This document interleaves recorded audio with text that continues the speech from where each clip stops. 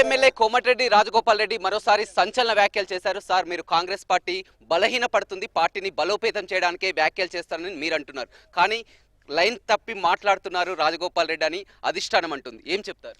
అధిష్టానం ఏమనట్లేదు, అనవసరంగా లేనిపోయిన పుట్టియకండి. మీరు ఏం మాట్లాడతలేదు. మహేష్ కుమార్ గౌడ్ గారు నాతో మాట్లాడిండ్రు. నేను మాట్లాడిన ప్రతి మాట ఆలోచించి మాట్లాడినా. ఇచ్చిన హామీలు నెరవేర్చే విషయంలో కానీ, ఉద్యమకారులని గౌరవించుకునే విషయంలో కానీ, కాంగ్రెస్ పార్టీ కార్యకర్తలకు మొదటి నుంచి తెలంగాణలో ఉండి 10 ఏళ్ల పాటు కేసీఆర్కు వ్యతిరేకంగా పోరాటం చేసిన వాళ్లకు న్యాయం చేయాలని మాట్లాడిన నేను. ఇప్పుడు వచ్చిన వాళ్ళ కింద ఉద్యమం చేసిన వాళ్ళు టీఆర్ఎస్కి ఎగనెస్ట్గా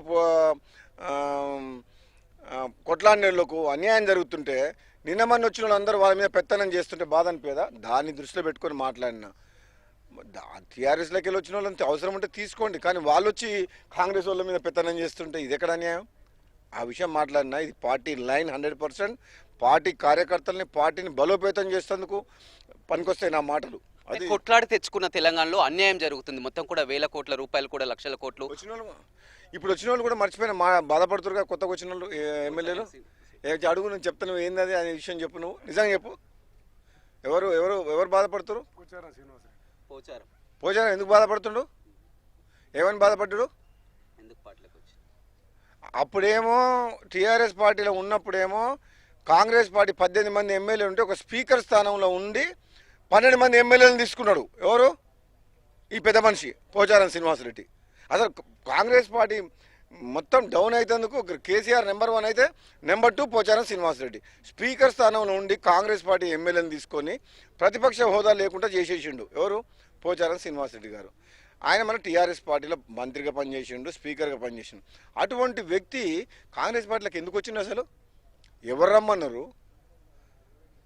నువ్వు కాంగ్రెస్ పార్టీలనే అనైతికంగా 12 మంది ఎమ్మెల్యేలను తీసుకున్న స్పీకర్ ఆయన.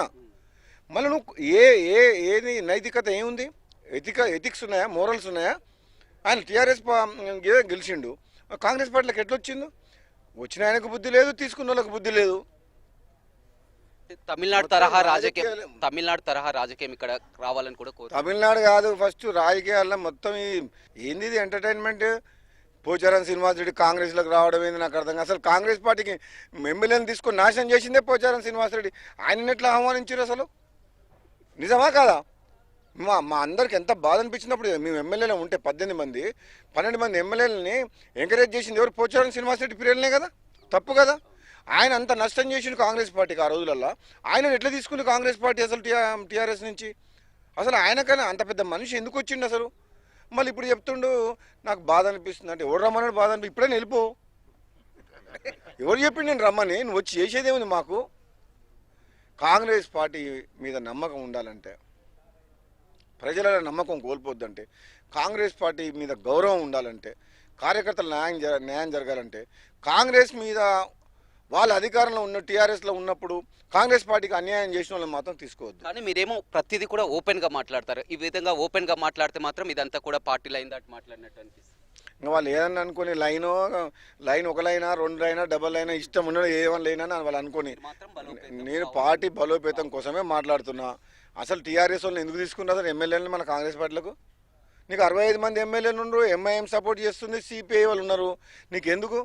కేసీఆర్ చేసిన తప్పే కాంగ్రెస్ పార్టీ చేస్తుంది. అట్లా కేసీఆర్ 12 మంది ఎమ్మెల్యేలను తీసుకొని అంత ప్రజాస్వామ్యాన్ని కూని చేసిండు కాబట్టే మనని ఇంటికి పంపించారు. మీరు అధిష్టానానికి చెప్పొచ్చు కదా సార్, మన రాహుల్ గాంధీని కలిసిండ్రు, వాళ్ళని కలిసిండ్రు, మీనాక్షి నటరాజన్కి జరుగుతున్నట్టు విషయాలు అన్నీ తెలుసు. వాళ్ళకి చెప్పేది ఏమున్నది?